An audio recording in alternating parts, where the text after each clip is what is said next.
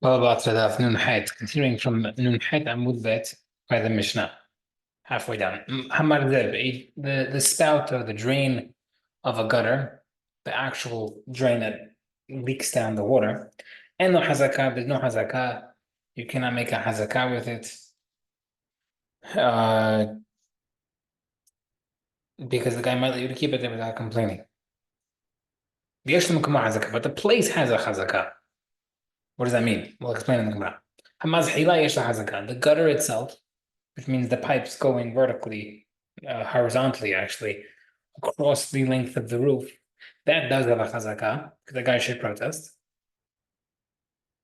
Sulam HaMesri no chazakah, a small ladder, an Egyptian ladder, which is a ladder with 3 or less rungs, has no chazakah, it's like a step stool.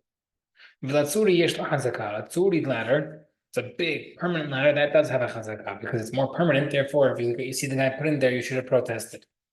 Halon HaMitzrit in la chazakah, an Egyptian window does not have a chazakah. I'll explain. But a Tsuri window, there is a chazakah. So, Ezu Halon Hamazri was a Mitzri window, was the main Egyptian window. Kol she'en rosho shel adam yachol likanes letecha, a window that's so small that your head can't fit through it. Figure those narrow basement windows that you could put your hand through, but you can't fit your head through. It's more for a view. Rabbi Damar just says, Im yesh laha malaben, if that window has a frame,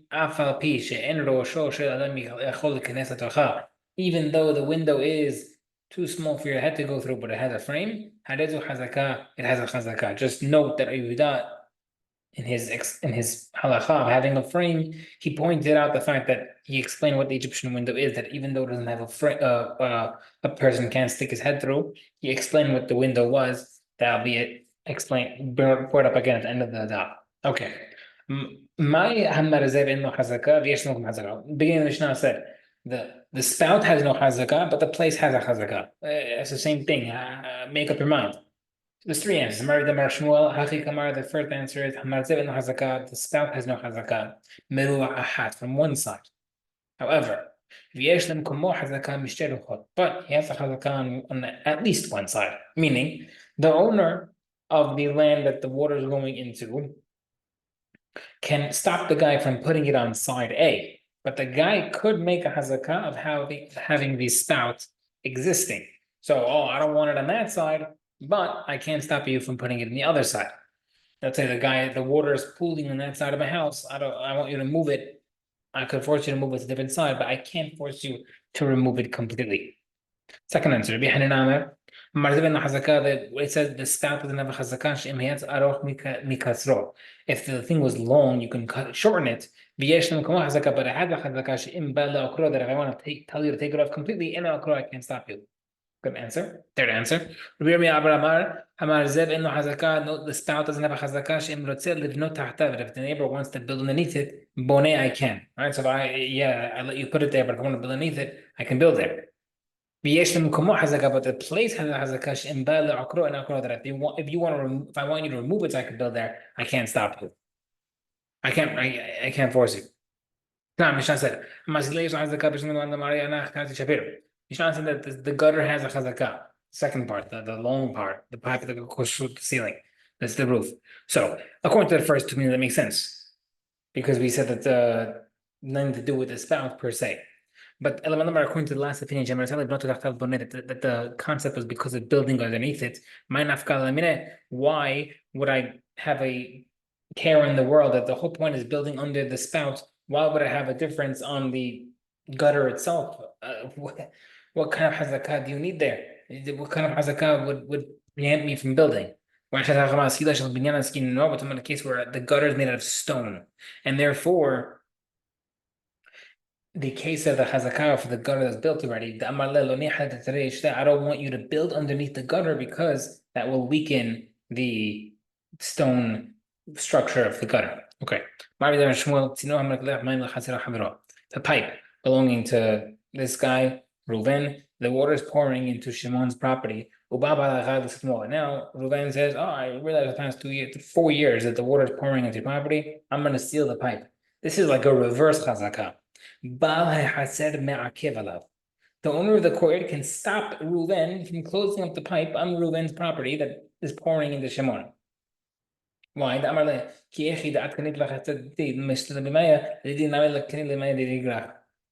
same way, because Shimon, the guy who was receiving the water, can tell Reuven, massive chidush, the same way that you have made the hazakah for the right for your water to pour into my property, so too I have earned the right to continue receiving that water. That is my rights for having the water come from your roof onto my property. You have no right to stop it. Itmar, Rabbi Yoshia Merisha says Ma'akev. No, really, the guy can stop him. Rabbi Hamama says Linokev, I can't stop him. Let the guy do what he wants.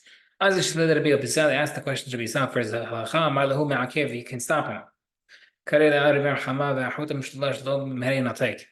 Side note, Rabbi Yoshia had the pasuk applied to him that the three-thread string is not easily cut. Meaning that there's a famous pasuk in Kohelet that says that the three-plied string, the three-wired string, it's like intertwined, you can't cut it easily because it's thicker. That's a fancy way of saying that if you have 3 generations in a row of Talmidei Chachamim, it's impressive and it won't easily discontinue. Because why is it Shia was the grandpa, Benosha was the grandson, Benosha Bihama, the son of Rabbi Hama, Benosha Rabbi Bisa, the grandson of Rabbi Bisa. These 3 generations were all big rabbis. Okay, next part of the Mishnah. Sulam Misri eno hazakah. The Egyptian ladder does not have a hazakah. What we mentioned, what's an Egyptian ladder? I gave the answer already. Amri the better Bivanai. Kol she'en la habaki, any ladder doesn't have 4 rungs. 3 rungs or smaller is a Egyptian ladder, like a step stool. Okay, Egyptian window no hazakah. How come by the ladder the Mishnah did not mention what it was? But windows, the Mishnah mentioned that the Egyptian window is a small window. So how come by the Mishnah didn't say the Egyptian ladder was a small ladder? Because in the case of the windows, Rabbi Yehuda wanted to argue, and Rabbi Yehuda himself, when he brought down his argument regarding the frame, that if the window has a frame, it makes a difference that you can make a hazakah. He mentioned that even if the window is so small that you can't fit your head through, it still makes a hazakah because you have a frame. So because he mentioned it, we had to explain it first that that's exactly what the Egyptian window is. Otherwise, we're not going to understand what on earth Rabbi Yehuda is saying. But imagine he said, okay, Egyptian window, no hazakah. Rabbi Yehuda says, if it has a frame, even though you can't stick your head through it, we'll be like, what are you talking about, Rabbi Yehuda? Who's bringing heads? So therefore, we have to mention in the Mishnah that yes, Egyptian windows are windows that you can't fit your head through. Rabbi Yehuda then comes and explains that even if you can't fit your head through, and it is Egyptian window, but you put a frame, you can make hazakah. Okay. If the window was open in the house less than 4 amot from the ground, yesh lo hazakah, you can make a hazakah because if I don't like it, I should have stopped you.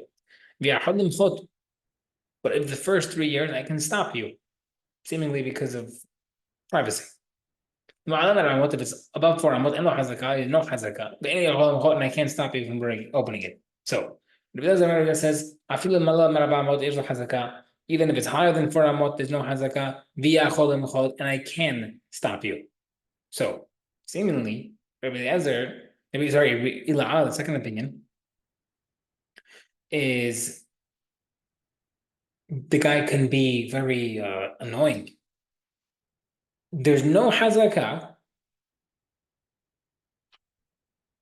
but I could still stop you.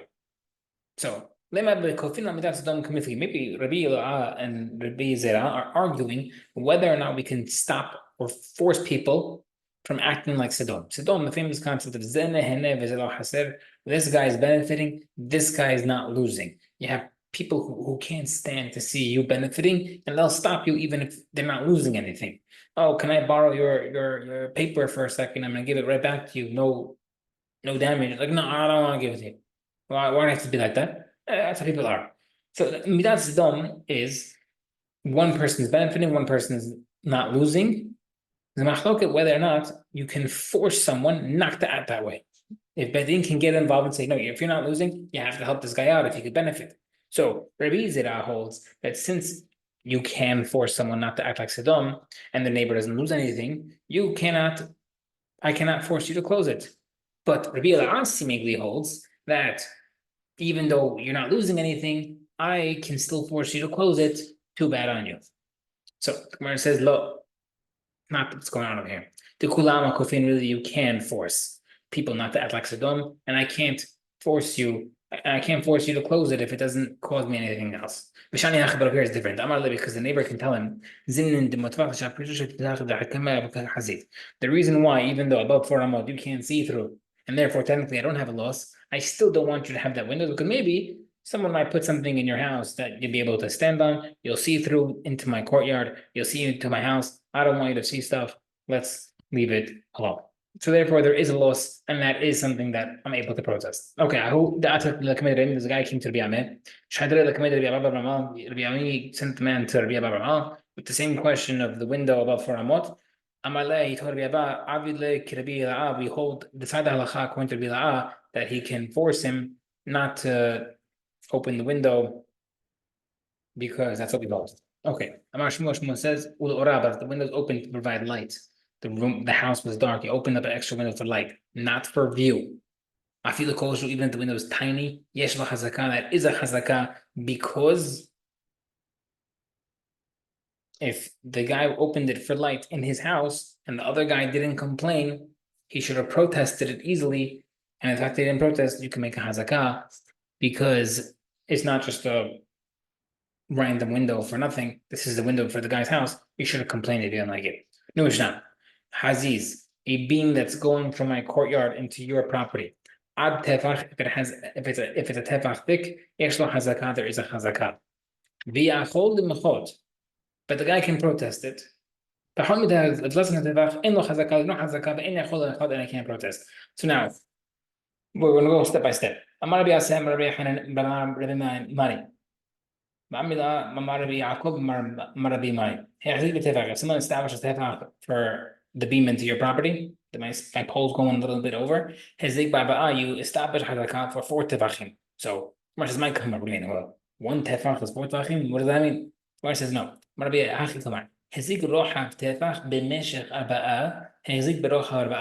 If my tefach beam goes into your property at a length of 4 tefachim, yes, so it's 1 tefach thick, but 4 tefachim length, then I acquire all that as a chazakah. So if my pole goes into your property 6 feet deep, and it's 4 feet wide, for example, I get the entire 4 by 6, not just the 6 feet deep. Okay. The Mishnah said that if it's less than a tefach, and no chazakah, you don't chazakah, but you can't protest. So what's going on? The owner of the roof can't protest against the owner of the courtyard. But the owner of the courtyard can protest against the owner of the roof if it's less than a tefach. But says no. The owner of the courtyard can't protest, and neither can the roof guy. So maybe seemingly it's machloket on visual damage, like we had 2 months ago, Throwback Thursday. Is there such a thing as visual damage? The more savar shmehezek. According to everyone who says that the courtyard guy can stop you from putting the pole in there, it's because I don't want you to look inside. But more savar lashmehezek. Another Rebbe holds that the courtyard guy can't protest is because you look inside is not considered damage. Seemingly, the Gemara says that the kula amashmeh has really there is considered damage. So why is there my over here? The roof owner tells the courtyard owner, this tiny thing that's sticking into your property, I'm not going to stand on it to look into your property. So what's the problem? Yes, my roof is blocking the view, so I'm putting a pole a little bit past my roof. And what am I using it for? I'm going to hang some things to dry on there. And therefore, what? And therefore, if I'm hanging stuff over there, I'm not going to look into your property. I'm going to throw the shirt on there to dry, and that's it. I'm not looking inside. The Idach Hakam Rabuna says that you can stop him. Amalai answers it back because it didn't. I'm worried that maybe you're going to be hang it on your roof to hang the thing on the pole, and you're not gonna just turn your head away because you might fall off the roof, and you're gonna be very carefully, gingerly putting the thing on the roof on the beam to dry, and therefore you might see into my property, and I don't want that, and therefore I can protest.